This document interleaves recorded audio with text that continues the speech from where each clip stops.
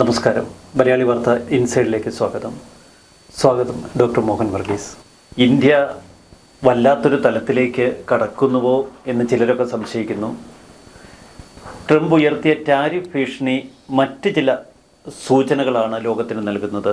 ഇന്ത്യയെ ഭയക്കുന്ന ഒരു അമേരിക്കയെ പല തലത്തിൽ നമ്മളിപ്പോൾ കാണുന്നു.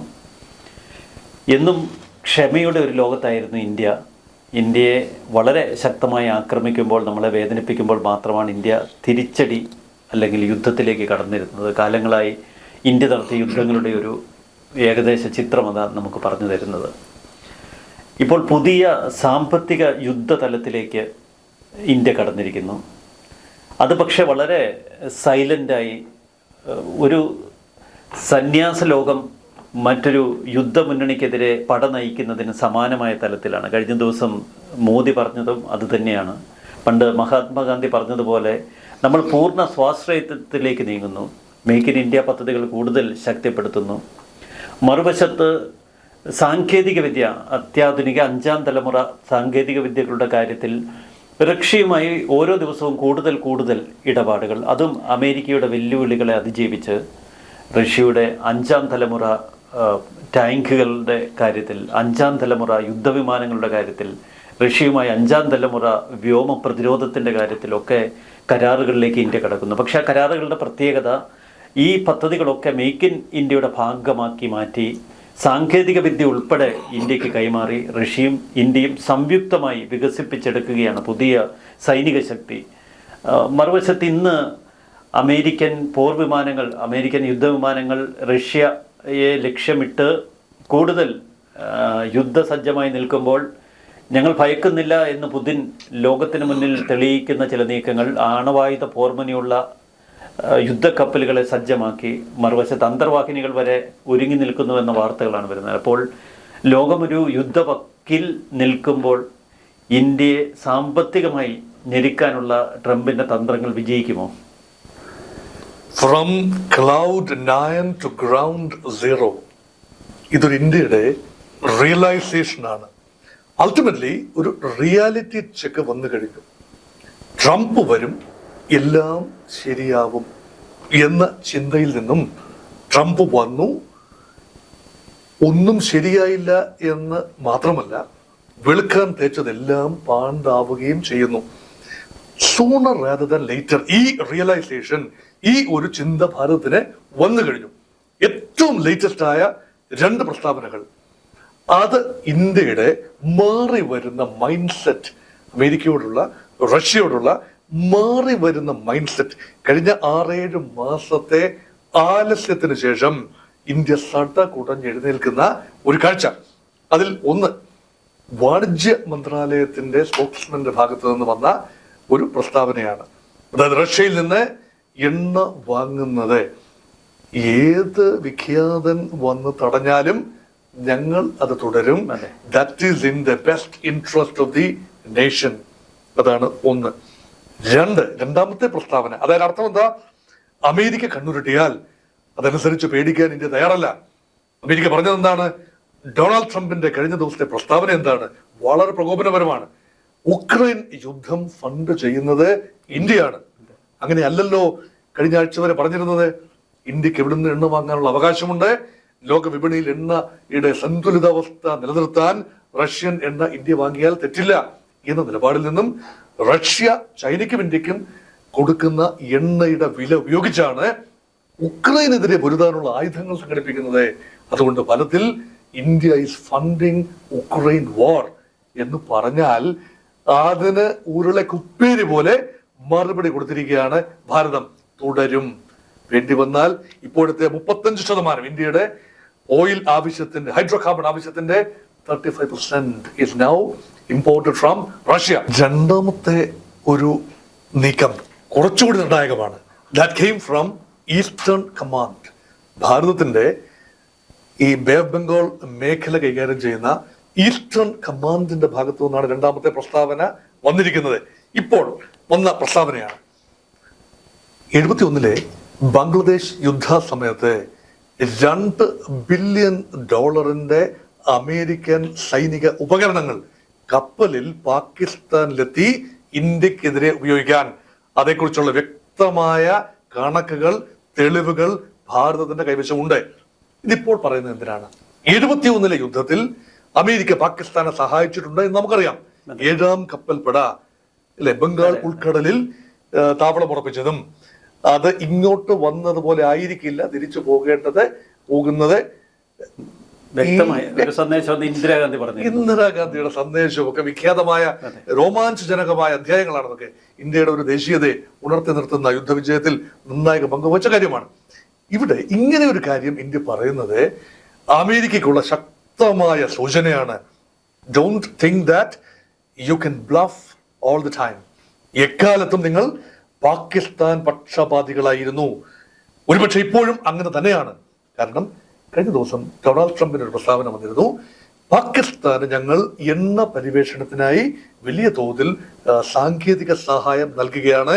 ഒരുപക്ഷെ നാളുകളിൽ പാകിസ്ഥാൻ ഇന്ത്യക്ക് എണ്ണ വിൽക്കുന്ന ഒരവസരം വന്നാലും ഞങ്ങൾ അത്ഭുതപ്പെടില്ല. പ്രഖ്യാപനം മാത്രമല്ല, ഇന്ത്യയുടെ ദേശീയ മാധ്യമങ്ങൾ ഇപ്പോൾ ഇക്കാര്യത്തിൽ വളരെ വിശദമായ റിപ്പോർട്ട് നൽകിക്കൊണ്ടിരിക്കുന്നു. പാകിസ്ഥാനിലെ എണ്ണ പരിവേഷണം വലിയ വിജയകരമാണെന്നും പാകിസ്ഥാൻ കമ്പനിയുമായി അമേരിക്കൻ കമ്പനി നെഗോഷിയേഷൻസ് തുടങ്ങി എന്നുള്ള വാർത്തകളാണ് പുറത്തു വരുന്നത്. അപ്പോൾ ട്രംപ് കരുതിക്കൂട്ടി തന്നെയാണ്. ഇതായത് ഇത് ടിപ്പിക്കൽ ബിസിനസ്സുകാരുടെ തന്ത്രമാണ്. പ്രകോപിപ്പിക്കുക, തുടർച്ചയായി പ്രലോഭിപ്പിക്കുക. ഈ പ്രലോഭനത്തിൽ വീഴാൻ ഭാരതം തയ്യാറല്ല. What India wants is consistency. നിലപാടുകളുടെ വ്യക്തത, കൃത്യത. മാറ്റിയും മറിച്ചും പറയുന്ന ഒരു നേതാവല്ല യഥാർത്ഥ സ്റ്റേറ്റ്സ്മാൻ. നോക്കൂ, ട്രംപ് വേഴ്സസ് മോദി ഒരുപാട് ചർച്ച ചെയ്യുന്ന ഒരു കാര്യമാണ്. ഈ റൗണ്ടിൽ തന്നെ കമാന്നൊരക്ഷരം നരേന്ദ്രമോദി പറഞ്ഞിട്ടില്ല. പാർലമെന്റിലെ പ്രസ്താവനയിൽ ഉൾപ്പെടെ ട്രംപിന്റെ പേരെടുത്ത് പറയാതെയാണ് പറഞ്ഞിരിക്കുന്നത്. ഏത് ശക്തിയും ക്ലെയിം ചെയ്യാം, പക്ഷേ ഇന്ത്യയും പാകിസ്ഥാനും തമ്മിലുള്ള ഓപ്പറേഷൻ സിന്ദൂർ പോരാട്ടം തൽക്കാലത്തേക്ക് വെടിനിർത്തൽ പ്രഖ്യാപിക്കുന്നത് ആരുടെയും ജൽപ്പനങ്ങൾ കേട്ടിട്ടല്ല, DGMO തലത്തിൽ നടത്തിയ ചർച്ചകൾക്കൊടുവിലാണ്. അതിനർത്ഥം എന്താ? ട്രംപിനെ പരസ്യമായി പാർലമെന്റിനുള്ളിൽ തള്ളിപ്പറയുക തന്നെയാണ് ചെയ്തിരിക്കുന്നത്. ട്രംപിന്റെ പേര് പറഞ്ഞില്ല എന്നത് നയതന്ത്ര രംഗത്തെ ഔചിത്യബോധമാണ് അവിടെ കാട്ടുന്നത്. കാരണം അതേസമയം മറുവശത്ത് ട്രംപ് എന്താണ് ചെയ്തുകൊണ്ടിരിക്കുന്നത്? നിരന്തരമായി പേരെടുത്ത് പറഞ്ഞുകൊണ്ട് ഭാരതത്തെ നിരന്തരം പ്രകോപിപ്പിക്കുകയും അതുവഴി ഭാരതത്തിന് മറ്റൊരു അത്താണിയില്ല. മര്യാദയ്ക്ക് നിങ്ങൾ 24-ാം തീയതി ഞങ്ങൾ വ്യാപാര ടീമിനെ അങ്ങോട്ട് വിടും ഡൽഹിയിൽ. ഇവിടെ വിടുമ്പോൾ ഞങ്ങൾ ആഗ്രഹിക്കുന്ന രീതിയിൽ നിങ്ങൾ ഡോട്ടഡ് ലൈനിൽ സൈൻ ചെയ്ത് കൊടുത്തു വിടുക, ബാക്കി ഞങ്ങൾ നോക്കാം. ഇതല്ല ഒരു നയതന്ത്രം. ഭാരതം സത്യം പറഞ്ഞാൽ we keep the options open. അവിടെയാണ് ബ്രിക്സ് രാജ്യങ്ങളുടെ പ്രസക്തി വർദ്ധിക്കുന്നത്. കാരണം ബ്രിക്സ് ഒരു കറൻസിയുമായി രംഗത്ത് വരികയും ഇപ്പോൾ തന്നെ 1,00,000 കോടി രൂപയുടെ ഉഭയകക്ഷി വ്യാപാരമാണ് within the BRICS. Russia, China, India, South Africa. മറുവശത്ത് യൂറോപ്യൻ യൂണിയനുമായുള്ള ചർച്ചകൾ ഇപ്പോൾ വലിയ പുരോഗമിക്കുന്നു. ബ്രിട്ടനുമായിട്ടുള്ള ആ വളരെ വിജയകരമായ കരാറിന് ശേഷം യൂറോപ്യൻ യൂണിയൻ രാജ്യങ്ങളുമായി ഇന്ത്യ സ്വതന്ത്ര വ്യാപാര കരാറിനാണ് ഒരുങ്ങുന്നത്. ഇതോടുകൂടി 1 രൂപ നികുതിയില്ലാതെ, അധിക ടാരിഫുകളില്ലാതെ ഇന്ത്യക്ക് യൂറോപ്യൻ വിപണിയിലേക്ക് പ്രവേശിക്കാൻ കഴിയും. അമേരിക്കയിൽ നഷ്ടമാകുന്നതിനേക്കാൾ വലിയൊരു വിപണി തുറന്നു കിട്ടുമെന്നാണ് ഇപ്പോൾ സാമ്പത്തിക വിദഗ്ധർ പറയുന്നത്. മറുവശത്ത് അമേരിക്കയുടെ ഇപ്പോഴത്തെ ഈ ടാരിഫ് യുദ്ധം ഇന്ത്യയിലെ കയറ്റുമതിക്കാരെ ഏൽക്കില്ല, കാര്യമായി അവരെ ഏശില്ല എന്ന് നമ്മുടെ കിറ്റക്സിന്റെ സാബു ഇക്കഴിഞ്ഞ ദിവസം സാബു ജേക്കബിന്റെ ഒരു പ്രസ്താവന. അദ്ദേഹത്തിന് 3 മാസത്തെ അറ്റാദായം കുറഞ്ഞു, 36 കോടിയിൽ നിന്ന് 19.80 കോടിയിലേക്ക് താണുവെങ്കിൽ അദ്ദേഹത്തിൻ്റെ വാക്കുകളിൽ വലിയ ആത്മവിശ്വാസമുണ്ട്. ഇത് അമേരിക്കയ്ക്ക് തന്നെ ബുമറാങ്ങാകും. അമേരിക്കയിൽ ഇത് വിലക്കയറ്റത്തിന് കാരണമാകും. ഇന്ത്യൻ കയറ്റുമതിക്കാരെ യാതൊരു തലത്തിലും ഇത് ബാധിക്കില്ല. അതാണ് അദ്ദേഹത്തിൻ്റെ ഒരു നിലപാട്. കൃത്യമായ നിലപാടാണ്. അത് അദ്ദേഹം കൂട്ടിയതിൽ ചൈന ഉൾപ്പെടെയുണ്ട്. ചൈനയുടെ അമേരിക്കയിലേക്കുള്ള കയറ്റുമതി കഴിഞ്ഞ 3 മാസത്തിനുള്ളിൽ 30% കുറഞ്ഞത്. പക്ഷേ China is able to survive. മറ്റ് ഇടങ്ങളിലേക്കുള്ള കയറ്റുമതി കൂട്ടുക വഴി നെറ്റ് കയറ്റുമതി അമേരിക്കയിൽ നിന്ന് എന്താണോ നഷ്ടപ്പെട്ടത് അത് മറ്റ് ഇടങ്ങളിൽ നിന്നും തിരിച്ചു പിടിക്കാൻ ചൈന കഴിഞ്ഞു. അത് അമേരിക്കൻ കൺസ്യൂമേഴ്സിന്റെ ഒരു പ്രത്യേകത കൂടിയുണ്ട്. അവർ ബംഗ്ലാദേശിന്റെയോ വിയറ്റ്നാമിന്റെയോ ക്വാളിറ്റി കുറഞ്ഞ ഉൽപ്പന്നങ്ങളെക്കാൾ ഇന്ത്യയിൽ നിന്നുള്ള ക്വാളിറ്റി ഉൽപ്പന്നങ്ങൾക്ക് വില കൂട്ടിക്കൊടുത്താണെങ്കിൽ അവർ വാങ്ങും. അതാണ് അവരുടെ ഈ മാർക്കറ്റ് ഒരു ബിസിനസ്സുകാരനായതുകൊണ്ട് മാത്രം ട്രംപിന് പൂർണ്ണമായി മാർക്കറ്റ് മനസ്സിലാകണമെന്നില്ല.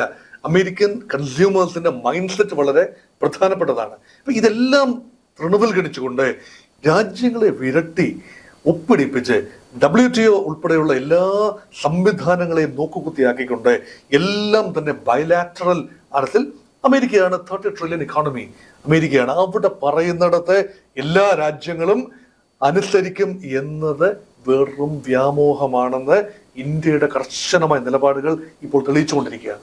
നരേന്ദ്രമോദിയുടെ ഏറ്റവും വലിയ സുഹൃത്ത് എന്ന നിലയ്ക്കായിരുന്നു ഇന്ത്യക്കാർ പൊതുവെ ട്രംപിനെ കണ്ടിരുന്നത്. ഹൗദി മോഡി തുടങ്ങിയ അമേരിക്കയിൽ നടന്ന പ്രോഗ്രാമുകൾ, പിന്നീട് ഇന്ത്യയിലേക്ക് വന്ന ട്രംപിന് മോദി കൊടുത്ത സ്വീകരണം, ഇതൊക്കെ കഴിഞ്ഞ് വീണ്ടും ട്രംപ് അധികാരത്തിൽ രണ്ടാം വട്ടം എത്തുമ്പോൾ സാധാരണ ഇന്ത്യക്കാർ പ്രതീക്ഷിച്ചത് ഇനി അമേരിക്ക ഇന്ത്യ ഒരു സുവർണ കാലഘട്ടമായിരിക്കുമെന്നാണ്. അവിടെ ഇസ്രായേൽ ബന്ധം അതുകൂടി ചേരുമ്പോൾ ഉള്ള ഒരു ത്രിരാഷ്ട്ര ശക്തി അതൊരു പക്ഷേ ലോകക്രമത്തെ മാറ്റിമറിച്ചേക്കാം എന്നൊക്കെ കരുതിയിരിക്കുമ്പോഴാണ് ട്രംപിൻ്റെ വളരെ ബാലിശമായ വിലപേശലുകൾ, പിന്നീട് ഇന്ത്യയെ തൻ്റെ മുട്ടുകാലിൽ നിർത്തി താൻ പറയുന്ന കരാറുകളിൽ ഒപ്പിടിപ്പിക്കാനുള്ള ശ്രമങ്ങൾ. പക്ഷേ അതിന് നേരെ ശക്തമായി നിൽക്കുന്ന ഒരു ഇന്ത്യ തന്നെയല്ലേ ഇപ്പം നമുക്ക് കാണാൻ കഴിയുന്നത്.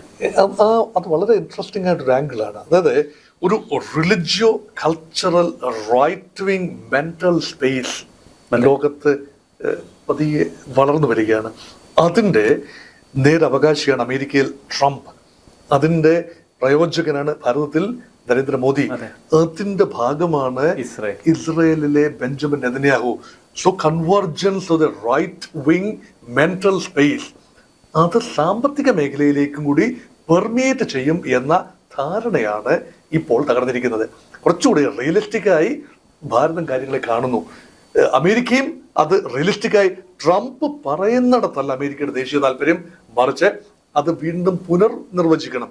ഇതിൽ കൈ പൊള്ളാൻ സാധ്യതയുള്ളത് ഡൊണാൾഡ് ട്രംപിന് തന്നെയാണ്. കാരണം ഡൊണാൾഡ് ട്രംപിനെ പിന്തുണച്ച അതേ വിഭാഗം തന്നെ മാർക്കറ്റ് എതിരാകുമ്പോൾ തീർച്ചയായും ട്രംപിനെതിരെ കലാപക്കൊടി ഉയർത്താനുള്ള എല്ലാ സാധ്യതയുമുണ്ട്. Trump can say but he cannot deliver. ഇത് ടാരിഫ് എന്ന് പറയുന്നത് പറയാം, പക്ഷെ കച്ചവടം നടക്കണ്ടേ? നടക്കാത്ത ഇടത്തേക്ക് പോയി കഴിഞ്ഞാൽ അമേരിക്കയുടെ ഇക്കോണമി തന്നെ തകരാൻ പോവുകയാണ്. അമേരിക്കയിൽ വിലക്കയറ്റം അതിരൂക്ഷമായി സംഭവിച്ചാൽ അതിന് ഏക ഉത്തരവാദി ട്രംപും ട്രംപിന്റെ ഇതുപോലെയുള്ള ഈ കാടൻ നയങ്ങളുമാണ്. അതുകൊണ്ട് ഇന്ത്യൻ ഇക്കോണമി ആകെപ്പാടെ നമ്മുടെ ഒരു കണക്കുണ്ട്, ഇന്ത്യൻ സാമ്പത്തിക മന്ത്രാലയത്തിന്റെ ഒരു കണക്കനുസരിച്ച് തന്നെ അമേരിക്കയുമായിട്ടുള്ള ഇപ്പോൾ നിലവിലുള്ള $135 ബില്യൺ ഉഭയകക്ഷി വ്യാപാരം, അതിൽ $47 ബില്യൺ വ്യാപാര മിച്ചമാണ് ഭാരതത്തിനുള്ളത്. പക്ഷെ അത് പൂർണ്ണമായി നഷ്ടപ്പെട്ടാൽ പോലും ഭാരതത്തിന്റെ ഇക്കോണമിയിൽ ഉണ്ടാകാൻ പോകുന്ന ആഘാതം 0.2% മാത്രം. ഒന്ന് ആലോചിക്കൂ, പാറായിക്കാർ തേങ്ങ പോകുന്നത് പോലെ ഉള്ളൂ. ഇത് 6.5 എന്ന GDP ഗ്രോത്തിനിടയിലാണ് ഇതൊക്കെ. നമ്മൾ ഇതിനേക്കാളും വലുത് കണ്ടതാണ്. 1998 പൊഖ്രാനിൽ രണ്ടാമതും ബുദ്ധൻ ഒന്ന് ചിരിച്ചല്ലോ. അന്ന് അമേരിക്ക ഉപരോധവുമായി വന്നല്ലോ. പുഷ്പം പോലെ ഉപരോധത്തെ മറികടന്നില്ലേ? 2007, 8, 9 കാലഘട്ടത്തിൽ ഉണ്ടായ ആഗോള സാമ്പത്തിക മാന്ദ്യം ഇന്ത്യ അതിജീവിച്ചു. ആ വർഷമാണ് 2008 ഭാരതം റെക്കോർഡ് ആഭ്യന്തര വളർച്ച രേഖപ്പെടുത്തിയത് 8.7%. അപ്പൊ ഇന്ത്യ ഈസ് റെസിലിയന്റ്.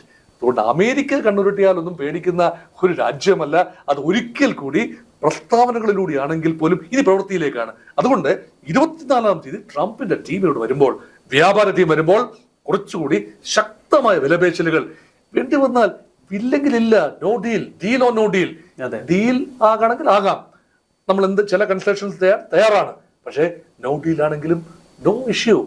ഈ മനോഭാവത്തിലേക്ക് ഭാരതം പതിയാണെങ്കിലും എത്തിയിരിക്കുന്നു എന്ന ശുഭോദർക്കമായ കാര്യമാണ്. മറുവശത്ത് ഈ ഓപ്പറേഷൻ സിന്ദൂറിൻ്റെ ഒരു വിജയം, അത് ഇന്ത്യ പാകിസ്ഥാന് മേൽ നേടിയ ഒരു സൈനിക വിജയം മാത്രമല്ല, അമേരിക്കയ്ക്കെതിരെ ഇന്ത്യ നേടിയ ഒരു മാനസിക വിജയം കൂടിയാണ്. കാരണം അമേരിക്കൻ ഉപകരണങ്ങൾ പഴകിയെന്നൊക്കെ പറഞ്ഞ് അമേരിക്കയ്ക്ക് തടി ഊരാമെങ്കിലും ഇന്ത്യയുടെ വ്യോമ പ്രതിരോധ ശക്തി, ഇന്ത്യയുടെ ആക്രമണ രീതികൾ, ഇന്ത്യയുടെ കൃത്യതയാർന്ന മിസൈലുകൾ, ഇത് അമേരിക്ക അടക്കമുള്ള രാജ്യങ്ങളുടെ ശ്രദ്ധ ഇന്ത്യയിലേക്ക് തിരിയാൻ ഇടവരുത്തി. മറുവശത്ത് ഇന്നത്തെ അമേരിക്കയായത് അവരുടെ യുദ്ധോപകരണങ്ങളും പ്രതിരോധ ഉപകരണങ്ങളും ലോകരാജ്യങ്ങൾക്ക് വിറ്റും ലോകരാജ്യങ്ങളെ അവരുടെ ഒരു ശക്തി കാട്ടി ഭയപ്പെടുത്തി സാമ്പത്തിക ചൂഷണങ്ങൾ ചെയ്തുമാണ്. ഇന്ത്യ തങ്ങളുടെ പ്രതിരോധ ഉപകരണങ്ങളുടെ കൂടുതൽ ഉൽപ്പാദന മേഖലകളിലേക്ക് കടന്നാൽ അത് അമേരിക്കയ്ക്ക് ഭീഷണിയാകും എന്ന് അമേരിക്ക തിരിച്ചറിയുന്നു. സൈനികമായി ഇന്ത്യ കൂടുതൽ ശക്തി ആർജിക്കുന്നത് മേഖലയിലെ അമേരിക്കയുടെ ഒരു സന്തുലിതാവസ്ഥയെ അപകടപ്പെടുത്തുമോ എന്നും ഒരുപക്ഷെ ട്രംപ് ഭയപ്പെട്ടിട്ടുണ്ടാകാം. കാരണം ഇതുവരെ ചൈനയെ ഉപരോധിക്കാൻ ഇന്ത്യയെ ചേർത്ത് പിടിക്കുന്ന തന്ത്രമായിരുന്നു അമേരിക്ക പയറ്റിയതെങ്കിൽ ഇപ്പോൾ ഇന്ത്യയെ ഭയപ്പെടുത്താൻ പാകിസ്ഥാൻ ഉപയോഗിക്കുന്നു. അപ്പോൾ വിചിത്രമായ കാഴ്ചയാണ് ലോകം കാണുന്നത്. പാകിസ്ഥാന് 5ാം തലമുറ യുദ്ധോപകരണങ്ങൾ വിൽക്കുന്നില്ല, അത്തരം കരാറുകളോ അത്തരം ചർച്ചകളോ ഞങ്ങൾക്ക് മുൻപിലില്ല എന്ന് അമേരിക്ക പറയുമ്പോഴും മറുവശത്ത് സാമ്പത്തികമായി പാകിസ്ഥാനെ കരകയറ്റാനുള്ള ഇപ്പോൾ IMFൻ്റെ ലോണടക്കം നമ്മൾ പരിശോധിച്ചാൽ ഇന്ത്യയുടെ നിർണായക ഘട്ടങ്ങളിലൊക്കെ സാമ്പത്തികമായി പാകിസ്ഥാനെ പരിപോഷിപ്പിക്കാനുള്ള ശ്രമം അമേരിക്കയുടെ നേതൃത്വത്തിൽ നടക്കുന്നു. അവരെ തങ്ങളുടെ ഒരു ഫുഡ് പോയിൻ്റായി അവിടെ ഏഷ്യയുടെ ഒരു പ്രത്യേക ജിയോഗ്രഫിക്കലി ഇമ്പോർട്ടൻ്റ് ഭാഗമാണല്ലോ, അവിടെ നിലനിർത്താൻ അമേരിക്ക ആഗ്രഹിക്കുന്നുണ്ട്. എത്രയേറെ തിരിച്ചടികൾ അമേരിക്കയ്ക്ക് പല കാലഘട്ടങ്ങളിൽ ലഭിച്ച് പാകിസ്ഥാൻ്റെ ഭാഗത്തെങ്കിലും ഇന്ത്യ ഭയന്ന് തന്നെയല്ലേ ഇപ്പോഴും അവർ ഈ പാകിസ്ഥാൻ്റെ പിന്നാലെ നടക്കുന്നതെന്ന് വേണമെങ്കിൽ പറയാം. ഇതെല്ലാം അമേരിക്കയുടെ മനസ്സിൽ ഉണ്ടാക്കിയ ഒരു ചേഞ്ച് എന്ന് പറയുന്നത് ട്രംപുമായി നേരിട്ട് ബന്ധമുള്ളൊരു കാര്യമല്ല. അമേരിക്കയുടെ ഒരു ഡീപ് സ്റ്റേറ്റ് എസ്റ്റാബ്ലിഷ്മെന്റ് അതിൻ്റെ ഒരു പരിഗണനയിൽ വന്നത് അഫ്ഗാനിസ്ഥാൻ വിഷയമാണ്. അഫ്ഗാനിസ്ഥാനെതിരെ അല്ലെങ്കിൽ റാഡിക്കൽ ഇസ്ലാമിന്റെ കടന്നുകയറ്റത്തിനെതിരെ ഒരു ഫ്രണ്ട് ലൈൻ സ്റ്റേറ്റായി പാകിസ്ഥാനെ കണ്ടിരുന്നു. അതാണ് സത്യം. പക്ഷേ പാകിസ്ഥാൻ ഉള്ളിൽ തന്നെ വലിയ രീതിയിൽ ആന്റി അമേരിക്കൻ ഒരു ബിൽഡപ്പ്, അത് ഇമ്രാൻഖാൻ ഉൾപ്പെടെ തുടങ്ങി വെച്ചൊരു കാര്യമാണ്. ഇമ്രാൻഖാന്റെ തെഹ്രീക്ക് ഇൻസാഫ് പാർട്ടി ഉൾപ്പെടെ ആന്റി അമേരിക്കനിസത്തിലാണ് ത്രൈവ് ചെയ്യുന്നത്. അപ്പൊ പാകിസ്ഥാന്റെ ഒരു ദേശീയ മനസ്സ് ആന്റി അമേരിക്കൻ ആണ് എന്ന് കണ്ടറിഞ്ഞപ്പോഴാണ് ഭാരതവുമായി കുറച്ചുകൂടി മെച്ചപ്പെട്ട ബന്ധം എന്നത് ട്രംപിന്റെ മാത്രം തീരുമാനമല്ല എന്നതാണ് എൻ്റെ വിനീതമായ അഭിപ്രായം. അപ്പൊ അങ്ങനെ മാറി വന്നു. ഇപ്പോൾ ഇതാ മനസ്സിലാക്കുന്നു, India is too big a fish to handle. അതായത് ഇന്ത്യ ഉദ്ദേശിക്കുന്നത് പോലെ എളുപ്പമല്ല ഇന്ത്യയുടെ റിസോൾവ്, അതിനെ മാനേജ് ചെയ്യാൻ എളുപ്പമല്ല.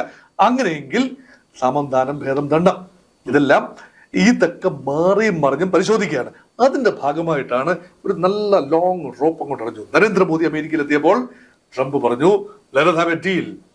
We are willing to provide F-35 stealth. ഞങ്ങൾ എല്ലാവർക്കും ഒന്നും കൊടുക്കില്ല, നിങ്ങൾ നമ്മുടെ പച്ചമ്പി ആയതുകൊണ്ട് തരാം. മോദി ഒന്നും പറഞ്ഞില്ല. ഇപ്പോൾ നമ്മൾ പരസ്യമായ നിലപാടെടുത്തിരിക്കുന്നു. Thank you, no thanks. ഞങ്ങൾക്ക് Su-57 റഷ്യയിൽ നിന്ന് ലഭിക്കും. ഇത്രയും തന്നെ പ്രഹരശേഷിയുള്ള സ്റ്റെൽത്ത് അധിഷ്ഠിത വിമാനമാണ്. അത് ലഭിക്കും. മാത്രമല്ല അതിന്റെ സാങ്കേതിക വിദ്യ ലഭിക്കും. നിങ്ങൾ വിമാനം തരും, എന്നിട്ട് സാങ്കേതിക വിദ്യ തരില്ല, സ്പെയർ പാർട്ട് ഉൾപ്പെടെ അന്യായ വിലയ്ക്ക് ഞങ്ങൾ വാങ്ങേണ്ടി വരും, സർവീസ് ഉൾപ്പെടെ നിങ്ങൾ ചെയ്യും. റഷ്യ അങ്ങനെയല്ല. ഇവിടെ Su-57 നിർമ്മിക്കാനുള്ള അനുമതി ഉൾപ്പെടെയാണ്. ആരാണ് യഥാർത്ഥ സുഹൃത്ത് എന്ന് ഭാരതം തിരിച്ചറിയുന്ന വിലയേറിയ നിമിഷങ്ങളാണ് ഇത്. അതുകൊണ്ടാണ് ഞാൻ പറഞ്ഞത്, കച്ചവടം അത് ഈ 47 ബില്യൺ ഡോളറിന്റെ ട്രേഡ് ഡെഫിസിറ്റ് നികത്താൻ ആയുധ കച്ചവടം ഉൾപ്പെടെ ഇന്ത്യയെ കൊണ്ടുവന്ന് അതിൽ തളച്ചിടാം എന്നാണ് അമേരിക്കൻ മോഹമെങ്കിൽ അത് ഞങ്ങൾ തിരിച്ചറിയുന്നു എന്നാണ് ഭാരതം ഇപ്പോൾ വളരെ നൈസായി പറഞ്ഞു വെച്ചിരിക്കുന്നത്. പക്ഷേ ഈ നിലപാടിൽ മറ്റൊരു വസ്തുത കൂടിയില്ല. അമേരിക്കയുടെ അടുത്ത വ്യാപാര ഉഭയകക്ഷി ചർച്ചകളിൽ ഇന്ത്യക്കും ഒരു അപ്പർ ഹാൻഡിലേക്ക് എത്താൻ കഴിയില്ല ഇതുപോലെ ശക്തമായൊരു നിലപാടെടുക്കുന്നത് കൊണ്ട്. India is weighing all options.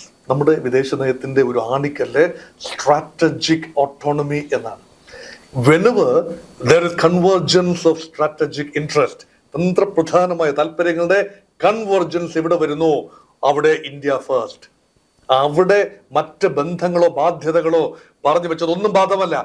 America എന്താണോ ചിന്തിക്കുന്നത് അതേ രീതിയിൽ തന്നെയാണ് ഭാരതം ചിന്തിക്കുന്നത്. അമേരിക്ക ഫസ്റ്റ് എന്ന് ട്രംപ് പറയുന്നു, മോദി എന്താ പറയുന്നത്? India first.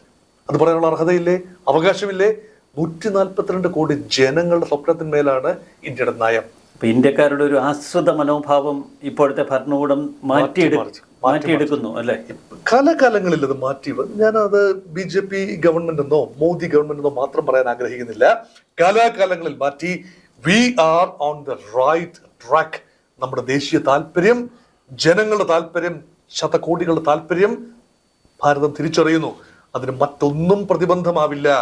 അതായത് ട്രംപും മോദിയും തമ്മിലുള്ള സൗഹൃദമൊന്നും ഇതിന്റെ വഴിയെ വരില്ല. അത് കുറച്ചുകൂടി ഉറപ്പുവരുത്തി, കുറച്ചുകൂടെ ക്ലാരിറ്റി വന്നിരിക്കുകയാണ്. ഇന്ത്യയുടെ വിദേശ നയത്തിന് കുറച്ചുകൂടി ക്ലാരിറ്റി വന്നിരിക്കുകയാണ്. It was an aberration of the times. കഴിഞ്ഞ ഏതാനും വർഷങ്ങളിൽ ഭാരതത്തിന്റെ ഒരു റൈറ്റ് വിങ് സ്പേസ് ചിന്തിച്ചത് ഒരുപക്ഷെ വികലമായ ചിന്തയായിരുന്നു എന്ന് അതേ റൈറ്റ് വിങ് മൈൻഡ് സെറ്റ് തിരിച്ചറിയുന്നു. ലെഫ്റ്റ് വിങ് അല്ല ഇവിടെ പ്രവർത്തിച്ചിരിക്കുന്നത്, ഇന്ത്യൻ റൈറ്റ് വിങ് സ്പേസ് തന്നെയാണ് പ്രവർത്തിച്ചിരിക്കുന്നത്. തിരിച്ചറിയുന്നു, അത് നല്ല കാര്യം. നാറ്റോയുടെ തലവൻ ആദ്യം ഇന്ത്യക്കെതിരെ ചില ഉപരോധ പ്രഖ്യാപനങ്ങൾ നടത്തുന്നു. പിന്നീട് യൂറോപ്യൻ യൂണിയൻ ഇന്ത്യക്കെതിരെ റഷ്യയെ പിന്തുണയ്ക്കുന്നതിൻ്റെ പേരിൽ ചില മുന്നറിയിപ്പുകൾ നൽകുന്നു. പക്ഷേ നാറ്റോയും യൂറോപ്യൻ യൂണിയനും ഒന്നും ഇപ്പോൾ ഈ അന്തിമഘട്ടത്തിൽ പൂർണ്ണമായി ഇന്ത്യയെ ട്രംപിന് കണക്കെ തള്ളിപ്പറയുന്നില്ല. മറുവശത്ത് യൂറോപ്യൻ യൂണിയൻ സ്വതന്ത്ര വ്യാപാര കരാറിന് വേണ്ടിയുള്ള ചർച്ചകളുമായി മുന്നോട്ട് പോകുന്നു. എന്തുകൊണ്ടാണ് യൂറോപ്യൻ യൂണിയൻ ഇന്ത്യയോട് അത്ര ശക്തമായൊരു നിലപാട് ഇപ്പോൾ സ്വീകരിക്കാത്തത്? ആത്യന്തികമായി ട്രാൻസ് അറ്റ്ലാന്റിക് ബന്ധങ്ങൾ, അതായത് പടിഞ്ഞാറൻ യൂറോപ്പിലെ France, Germany, Italy, Spain, Portugal, Britain, Ireland ഈ രാജ്യങ്ങളും പടിഞ്ഞാറൻ കടൽ കടന്നുള്ള വെസ്റ്റേൺ അറ്റ്ലാന്റിക് റീജിയനായ അമേരിക്ക, കാനഡ, ഇതെല്ലാം തമ്മിലുള്ള ബന്ധം ഇത് കൾച്ചറലാണ്, റിലിജിയസ് ആണ്, ഡെമോക്രസീസ് ആണ്. നമുക്ക് തോന്നാം പൊതുവെ അവരൊന്നാണെന്ന് തോന്നാം. സാമുവൽ ഹണ്ടിങ്ടന്റെ ഭാഷയിൽ പറഞ്ഞാൽ സിവിലൈസേഷനിൽ 1ാം നമ്പർ സിവിലൈസേഷൻ അല്ലെ, Anglo Saxon, Protestant, transatlantic, democratic, capitalist civilisation, ഇതാണ് മാറി വരുന്നത്. അവിടെ സാമ്പത്തിക താല്പര്യം വരുമ്പോൾ യൂറോപ്പിനെ ഇച്ഛ ഇന്ന വരപ്പിച്ചുകൊണ്ട് അമേരിക്ക നീങ്ങുന്നു എന്ന ചിന്ത യൂറോപ്പിൽ പ്രബലമാണ്. ഇപ്പോൾ ഇതാ ഉക്രൈൻ യുദ്ധം നിങ്ങളുടെ യുദ്ധമാണ്, don't expect us to fund you എന്ന് ട്രംപ് പറയുമ്പോൾ യൂറോപ്പ് അതിനെ പ്രതികരിക്കാൻ കഴിയുന്നില്ല. യൂറോപ്പിന്റെ പ്രതികരണം അത് വന്നു കഴിഞ്ഞു, ഫ്രാൻസിന്റെ ഭാഗത്തുനിന്ന് വന്നു കഴിഞ്ഞു. അമേരിക്ക എന്താഗ്രഹിച്ചാലും ശരി, ഇസ്രായേൽ പാലസ്തീൻ വിഷയത്തിൽ സ്വതന്ത്ര പരമാധികാര പാലസ്തീൻ എന്നത് ഞങ്ങളുടെ നയമാണെന്ന് ഫ്രാൻസ് പറഞ്ഞു കഴിഞ്ഞു. ബ്രിട്ടൻ അതേ ലൈനിൽ വരികയാണ്. എക്കാലത്തും അമേരിക്കയുടെ പിന്നിൽ അണിനിരുന്ന രാജ്യമാണ് ബ്രിട്ടൻ എന്ന് ഓർക്കണം. 2ാം ലോക മഹായുദ്ധത്തിന് ശേഷം ഇപ്പോൾ ബ്രിട്ടനും ഒരു നിലപാടെടുത്ത് മുന്നോട്ട് വരികയാണ്. ഒന്നൊന്നായി അമേരിക്കയുടെ പൂർണ്ണമായ ഒരു ആധിപത്യം നിയന്ത്രണത്തിൽ നിന്നും യൂറോപ്യൻ രാജ്യങ്ങൾ കുതറിമാറുന്നു. As a currency euro is strengthening. As a people Europeans are now realising that they are not like Americans. അത് മാറി പറയുന്നു. അതുകൊണ്ട് യൂറോപ്യൻ രാജ്യങ്ങൾക്ക് സ്വതന്ത്രമായി ഭാരതത്തോടുൾപ്പെടെ ഇടപെടാനുള്ള അമേരിക്കയുടെ വിരട്ടിനോട് പോയി പണി നോക്കാൻ പറ എന്ന് പറയാനുള്ള വലിപ്പം യൂറോപ്പിനും വന്നിരിക്കുന്നു എന്ന് തന്നെയാണ് എനിക്ക് തോന്നുന്നത്. ആത്യന്തികമായി അമേരിക്കയ്ക്കും ഇത് ദോഷം ചെയ്യുമെന്ന് സൂചിപ്പിക്കുന്ന ചില റിപ്പോർട്ടുകൾ ഇക്കഴിഞ്ഞ ദിവസം ഇന്റർനാഷണൽ മാധ്യമങ്ങൾ റിപ്പോർട്ട് ചെയ്തിരുന്നു. അതിലൊന്ന്, ബ്രസീൽ ഇന്ത്യയെ ഇപ്പോൾ വളരെ പ്രശംസിച്ചിരിക്കുന്നു അമേരിക്കയ്ക്കെതിരെയുള്ള ശക്തമായ നിലപാടിൽ. ബ്രസീൽ, കാനഡ, ഇന്ത്യ ഇങ്ങനെ ചില രാജ്യങ്ങൾ അമേരിക്കയെ വളഞ്ഞു തന്നെ നിൽക്കുന്നൊരു പ്രതീതി ഈ പ്രതികരണങ്ങളിൽ നമുക്ക് തോന്നാം. മറ്റൊന്ന്, കാനഡയിലേക്കും ബ്രസീലിലേക്കും ഒക്കെയുള്ള ചില അമേരിക്കൻ കയറ്റുമതികൾ അവർ ഇന്ത്യയിൽ നിന്നും ഏഷ്യൻ രാജ്യങ്ങളിൽ നിന്നും ഉൽപ്പന്നങ്ങൾ സോഴ്സ് ചെയ്ത് വീണ്ടും അമേരിക്കൻ കയറ്റുമതിക്കാർ കാനഡയിലേക്കും ബ്രസീലിലേക്കുമൊക്കെ കയറ്റുമതി ചെയ്യുന്ന ഒരു ശൈലിയാണ് പിന്തുടരുന്നിരുന്നത്. അപ്പോൾ എന്തിനാണ് അത്തരം ഇടത്താവളമായി അമേരിക്കയെ ഉപയോഗിക്കുന്നത്? മിക്ക രാജ്യങ്ങൾക്കും നേരിട്ട് ഇന്ത്യയുമായൊരു ബന്ധമാകാമല്ലോ എന്നൊരു ചിന്തയും ഇപ്പോൾ വന്നിട്ടുണ്ട്. ഇതും അമേരിക്കയെ ബാധിക്കുമല്ലോ? അത് തീർച്ചയായും ബാധിക്കും. ഇതിൽ ഏറ്റവും അധികം ഇപ്പോൾ ഇങ്ങനെ സംഭവിക്കുക, ഭാരതവുമായി ഉൾപ്പെടെയുള്ള അമേരിക്കയുടെ ഈ ഒരു ചക്രത്തി പോരാട്ടം എന്ന് ഞാൻ പറയും ഇപ്പോൾ നിലവിൽ അത് തുടരേണ്ടത് മെക്സിക്കോയുടെയും കാനഡയുടെയും ഇനി ലാറ്റിൻ അമേരിക്കയിലെ ബ്രസീലിന്റെയും അർജന്റീനയുടെയും ഒക്കെ ആവശ്യമായി വന്നിരിക്കുന്നു. കാരണം അതിശക്തമായി അമേരിക്കക്കെതിരെ തിരിഞ്ഞു നിൽക്കാൻ ത്രാണിയുള്ള അല്ലെങ്കിൽ ഇച്ഛാശക്തി ഇപ്പോൾ കാണിച്ചിരിക്കുകയാണ്. വലിയ ബഹളം വെക്കാതെ തന്നെ പ്രവൃത്തിയിലൂടെ, അതായത് വാക്ധോരണിയിലൂടെയല്ല, പ്രവൃത്തിയിലൂടെ ആർജവം ഭാരതം കാട്ടിയിരിക്കുന്നു. അവർ സന്തോഷത്തിലാണ്. കാരണം ഈ ഒരു ലോകക്രമം മറിയണം എന്ന് ആത്മാർത്ഥമായി ആഗ്രഹിക്കുന്ന രാജ്യങ്ങളാണ് അവിടെ. അതുകൊണ്ട് അമേരിക്കൻ മേധാവിത്വത്തിന്റെ നാളുകൾ അവസാനിച്ചു എന്ന് പറയാറായിട്ടില്ല. എങ്കിലും ഇപ്പോൾ ഇതിപ്പം മൾട്ടിപോളാർ വേൾഡ് ആണ്. ഇപ്പോൾ തന്നെ യൂണിപോളാർ അല്ല. അമേരിക്ക നേതൃത്വം നൽകുന്നു എന്നൊന്നും പറയാനാവില്ല. മൾട്ടിപോളാർ വേൾഡിൽ നിന്നും ഒരു ആറ്റമൈസ്ഡ് ലോകക്രമത്തിലേക്കുള്ള പരിവർത്തനത്തിന് ചുക്കാൻ പിടിക്കുന്നത് ഭാരതമാകുമെങ്കിൽ തീർച്ചയായും അതിനെ ഷെയ്പ്പ് ചെയ്തെടുക്കാൻ വളരെ തന്ത്രപരമായ നീക്കങ്ങൾ ഭാരതത്തിന് കഴിയും. 4.2 ട്രില്യൺ ഇക്കോണമിയിൽ നിന്നുകൊണ്ടാണ് 29 ട്രില്യൺ ഇക്കോണമി ആയ അമേരിക്കയെ നമ്മൾ ഇപ്പോൾ വരച്ച വരയിൽ നിർത്തുന്നത് എന്നുകൂടി ഓർക്കണം. ബുദ്ധിമാന്മാരായ അമേരിക്കൻ കയറ്റുമതിക്കാർ കാനഡ ബോർഡറിൽ, മെക്സിക്കോ ബോർഡറിൽ അവരുടെ വിശാലമായ ഗോഡൌണുകളൊക്കെ രൂപം കൊടുത്ത് ഇന്ത്യയിൽ നിന്ന് അല്ലെങ്കിൽ ബംഗ്ലാദേശിൽ നിന്ന് ഏഷ്യൻ രാജ്യങ്ങളിൽ നിന്ന് ഇറക്കുമതി ചെയ്ത ഉൽപ്പന്നങ്ങൾ അവരവിടെ ശേഖരിക്കും. പിന്നീട് ഈ ടാക്സ് ബെനിഫിറ്റിലാണ് കരമാർഗം മെക്സിക്കോയിലേക്കും കാനഡയിലേക്കുമൊക്കെ വലിയ തോതിൽ ഈ പ്രോഡക്ട്സ് കയറ്റുമതി ചെയ്യുകയും ചെയ്യുന്ന ഒരു ശീലമുണ്ടായിരുന്നു. അതിനാണ് ഇപ്പോൾ വലിയ തടസ്സം സംഭവിച്ചത്. അതിനൊരു അമേരിക്ക അത് മുൻകൂട്ടി കണ്ടു. അതുകൊണ്ടാണ് 40% നികുതി ട്രാൻസ്ഷിപ്മെന്റ് ചരക്കുകൾക്ക്, അതായത് മൂന്നാം രാജ്യങ്ങളിൽ എത്തിയതിനു ശേഷം അമേരിക്കയിലേക്ക് പ്രവേശിക്കുന്ന ഇന്ത്യ ഒറിജിൻ, ചൈന ഒറിജിൻ അല്ലെങ്കിൽ മറ്റ് ഒറിജിൻ ചരക്കുകൾക്ക് അമേരിക്ക ചുമത്തിയിരിക്കുന്നത്. പക്ഷെ ഇത് വർക്കൗട്ട് ചെയ്യാൻ വളരെ ബുദ്ധിമുട്ടുള്ള ഒരു കാര്യമാണ്. കാരണം ആത്യന്തികമായി നേരത്തെ സൂചിപ്പിച്ചതുപോലെ American consumer won't be happy. ഇതെല്ലാം നികുതിയുടെ പുറത്ത് നികുതിയിൽ കെട്ടിപ്പടുക്കുന്ന ഒരു സാമ്രാജ്യം നിലനിൽക്കില്ല. ഒരു ഫ്രീ വേൾഡ് ആണ്, ഫ്രീ മാർക്കറ്റ് ആണ്. ഡീഗ്ലോബലൈസേഷൻ അറ്റംപ്റ്റ് ആണ് ട്രംപ് ചെയ്തുകൊണ്ടിരിക്കുന്നത്. അത് ഗ്ലോബലൈസേഷന്റെ മറ്റെല്ലാ രാജ്യങ്ങളും കൂടുതൽ ഓപ്പൺ അപ്പ് ചെയ്യുമ്പോൾ അമേരിക്ക മാത്രം വാതായനങ്ങളെ അടച്ചിടുന്നത് ആത്യന്തികമായി അമേരിക്കയ്ക്ക് ദോഷം ചെയ്യും. ഒരിക്കൽ പോലും മുൻ നിലപാടായ 19-ാം നൂറ്റാണ്ടിലെ നിലപാടായ ഐസൊലേഷനിസം എന്ന നിലപാടിലേക്ക് അമേരിക്കക്ക് തിരിച്ചു പോകാനാവില്ല. അതാണ് സത്യം. തീർച്ചയായിട്ടും. വളരെ നന്ദി ഡോക്ടർ ബോഹൻ വർഗീസ്. നന്ദി, നമസ്കാരം.